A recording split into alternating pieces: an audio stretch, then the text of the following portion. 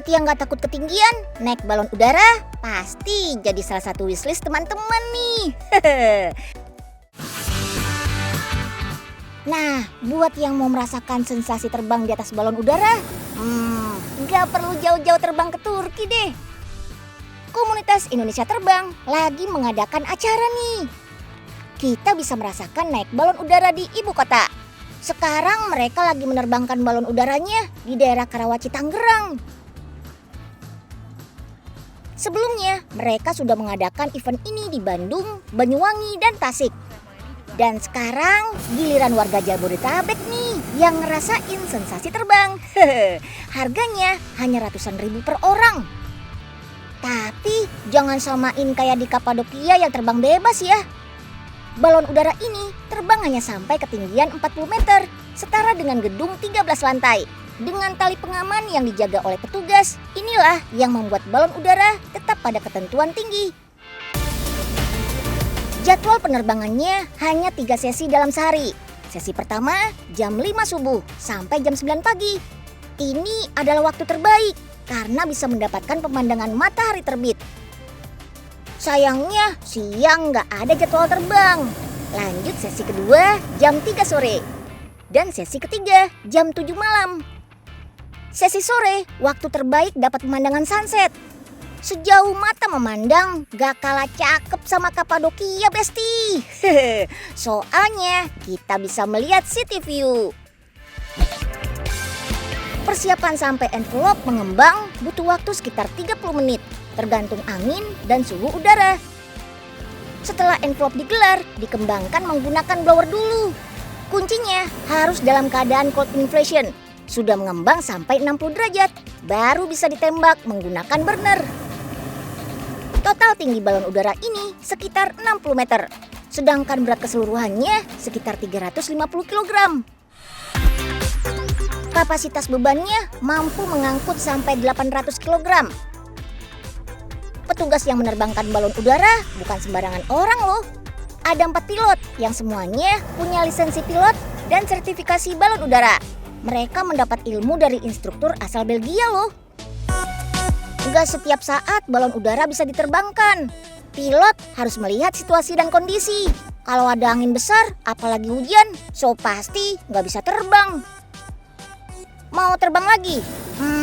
Harus nunggu lahannya kering dulu, Besti. Balon yang sering terbang di 100 jam terbang harus melalui perawatan terlebih dahulu. Kalau jarang terbang, cukup 6 bulan sekali perawatannya. Setiap mengudara, pilot akan sesekali menyalakan api pada burner. Ini dilakukan kalau balon sudah agak turun. Api yang disembuhkan burner membuat panas di dalam envelope sekitar 700 Fahrenheit. Tenang aja, envelope ini dilapisi bahan anti api kok.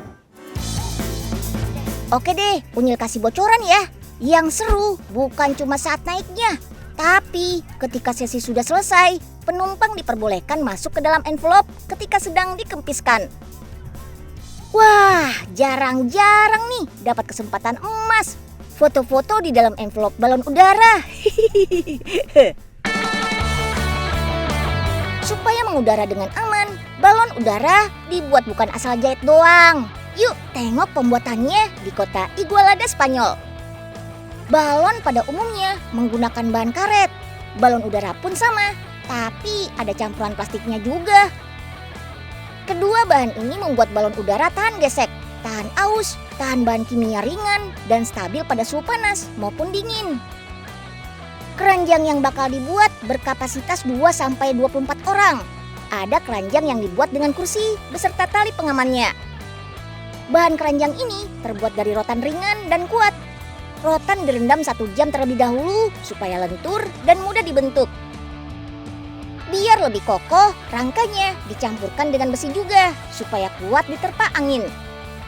Balon udara nggak akan bisa terbang tanpa adanya burner nih.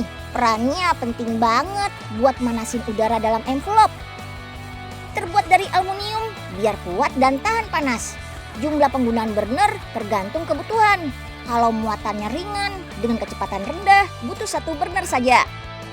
Kalau muatannya berat dengan kecepatan tinggi harus menggunakan 2-3 burner. Nah, bahan bakarnya nggak sembarangan. Pakai gas propen. Gas ini mudah terbakar, makanya buat antisipasi, tabung harus dilapisi ban khusus biar keamanan mengudara terjaga. Ayo yang mau ngerasain terbang cukup 50.000 aja. Wih, beneran bisa terbang nih balon udaranya, Nyeng. Beneran lah, Mpok. Udah teruji, mau setinggi apapun bisa. Ayo mau coba tester dulu dah, gratis ya. Namanya juga tester, Nyeng. Ini udah segini aja, Nyeng. Kagak bisa lebih tinggi lagi.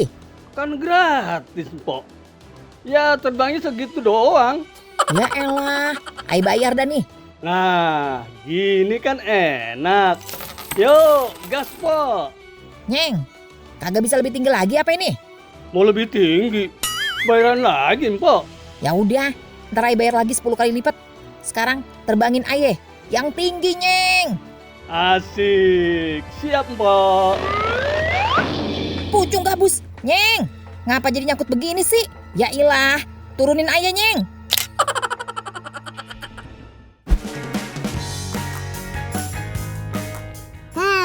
Masih berkaitan sama ketinggian nih teman-teman. Kita bisa merasakan terbang bebas ala burung. Apalagi pemandangan yang disuguhkan adalah kota Interlaken, Swiss. Wih, menantang, seru, lawan rasa takut akan ketinggian.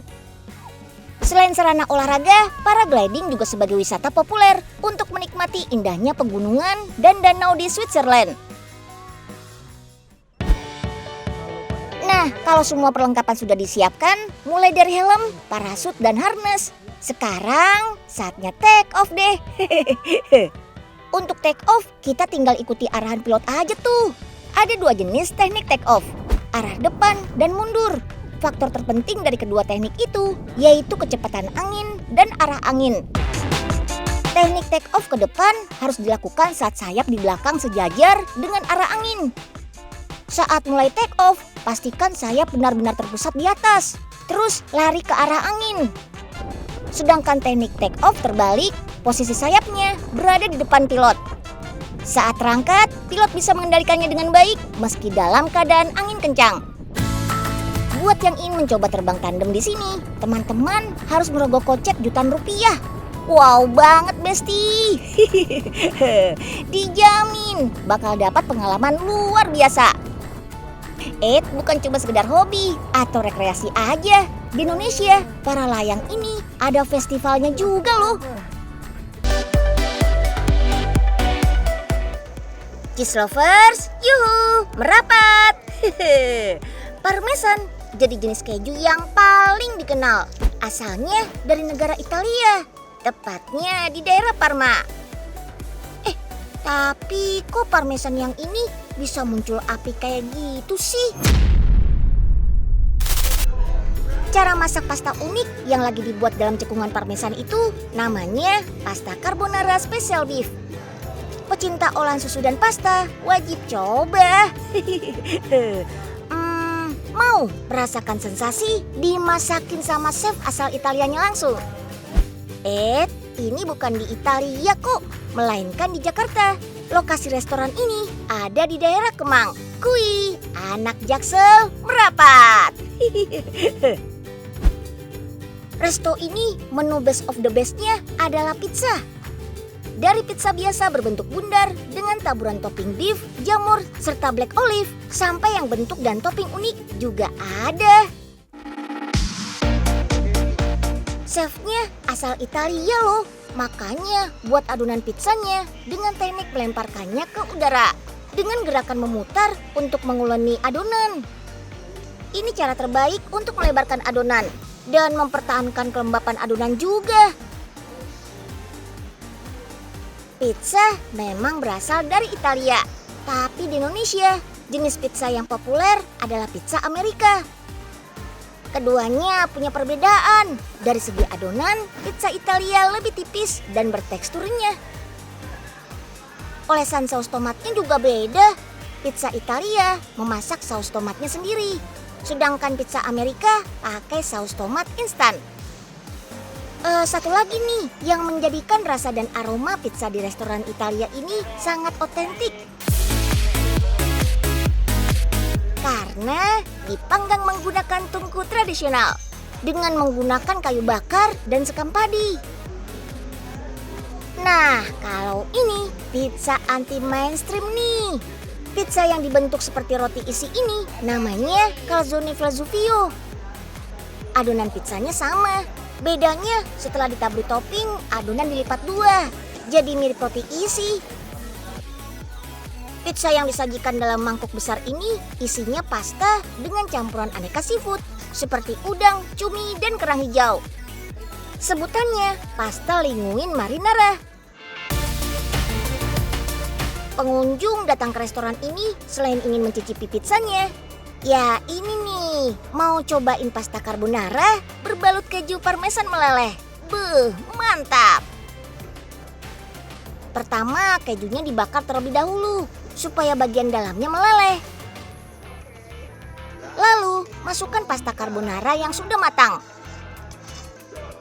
Aduk-aduk dengan parmesan yang sudah meleleh. Restoran ini mengimpor langsung keju dari Italia. Soal penyimpanannya, mereka punya cold storage khusus. Soalnya parmesan nggak bisa disimpan sembarangan, harus pada ruangan bersuhu dingin. Bentuk parmesan sangat mudah dikenali, seperti kue bolu, bundar, berdiameter cukup besar dan tinggi. Teksturnya lebih padat dan rasanya gurih, sedikit manis. Memang cocok disatukan dengan pasta, pizza, dan salad. Katanya pembuatan parmesan ini cukup lama loh, sekitar 3 bulan sampai 1 tahun. Setiap negara punya resep dan cara yang berbeda dalam membuat keju. Jenis keju di dunia sangat beragam. Bahkan di Prancis tercatat ada lebih dari 400 jenis. Biar lebih gampang, cara menggolongkan jenis keju berdasarkan tingkat kepadatan dan kekencangannya. Ada keju lunak dengan kandungan air 50%, yang paling populer adalah cream cheese. Sedangkan keju parmesan termasuk keju sangat keras dengan kandungan 35%.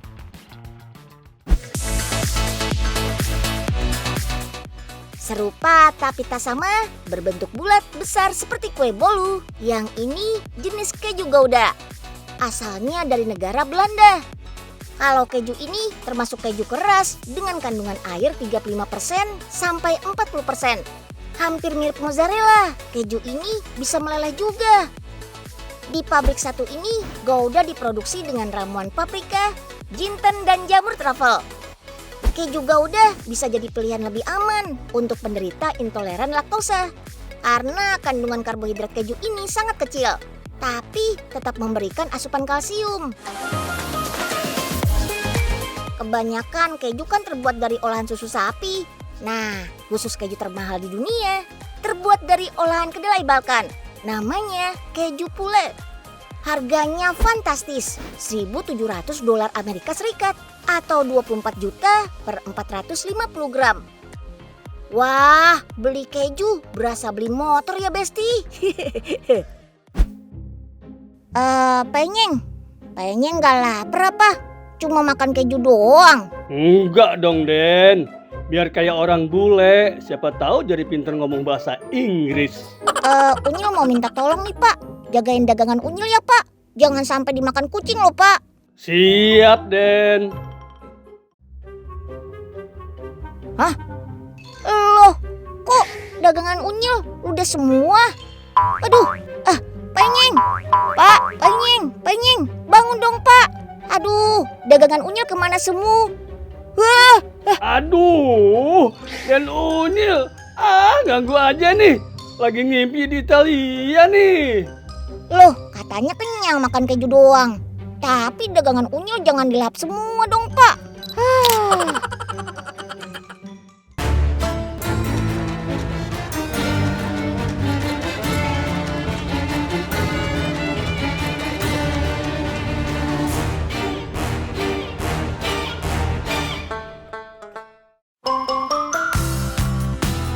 Kali ini Unyil mau kasih rekomendasi hotel, bukan bernuansa alam, tapi hotel yang terinspirasi dari bangunan-bangunan klasik mengusung tema Smart Luxury Classic Boutique. Eksterior Interior bangunan dipasangkan kaca-kaca besar untuk mendukung konsep open air seperti hotel-hotel tengah kota yang ada di New York City. Wih, Jakarta rasa New York nih.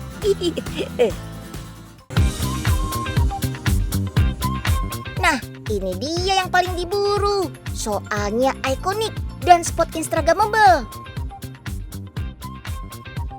Yap, tangga melingkar estetik dan lift unik seperti di kerajaan. Pokoknya ini spot foto yang gak boleh dilewatin deh kalau menginap di sini. Bangunan klasik dilengkapi dengan interior bergaya modern retro instagramable. Setiap sudutnya menggabungkan elemen seni, gaya hidup, dan fashion yang menjadikannya estetik futuristik.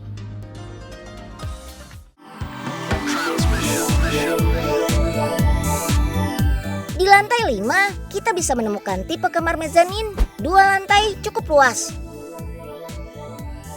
Di lantai bawah hanya ada kamar mandi, ruang televisi, dan meja makan. Wah, ini sih nggak berasa staycation di hotel, tapi berasa di rumah. Soalnya homey banget. Kui, naik ke lantai 2. Lebih private, biar lebih tenang juga istirahatnya. Uniknya, di setiap kamar selain disediakan handuk, ada juga kimono. Solusi buat yang lupa bawa baju tidur. Sebenarnya di sini terdapat 6 tipe kamar dengan total 68 kamar.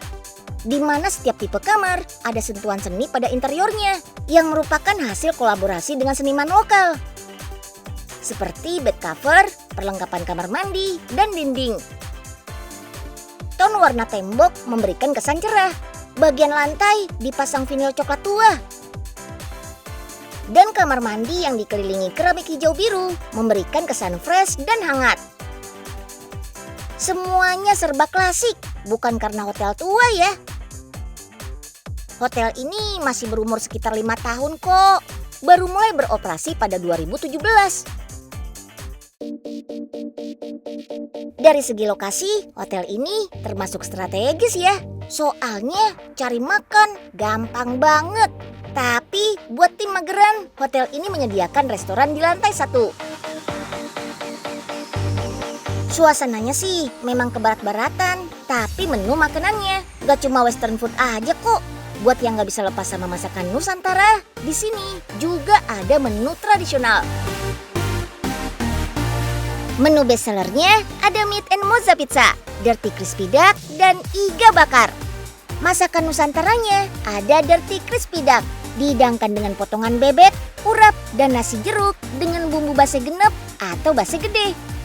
Bumbu rempah ini termasuk racikan tertua yang sudah ada sejak 2000 tahun lalu. Bumbu ini adalah bumbu identik dengan kebudayaan masyarakat Hindu di Bali. Sebenarnya base genep gak jauh beda sama bumbu dasar masakan Indonesia yang terdiri dari 15 rempah, kunyit, lengkuas, jahe, bawang, serai, cabai, daun salam, dan rempah aromatik lain. Bedanya base genep ada campuran rempah dan akar-akaran yang cuma ada di Bali. Next, ada iga bakar yang bisa disajikan dengan nasi putih atau nasi jeruk, dilengkapi sayur dan sambal matah. Jangan khawatir, buat yang mau makan di restoran ini tanpa menginap juga bisa kok. Sering kok orang kantoran pada WFC di sini. Cus!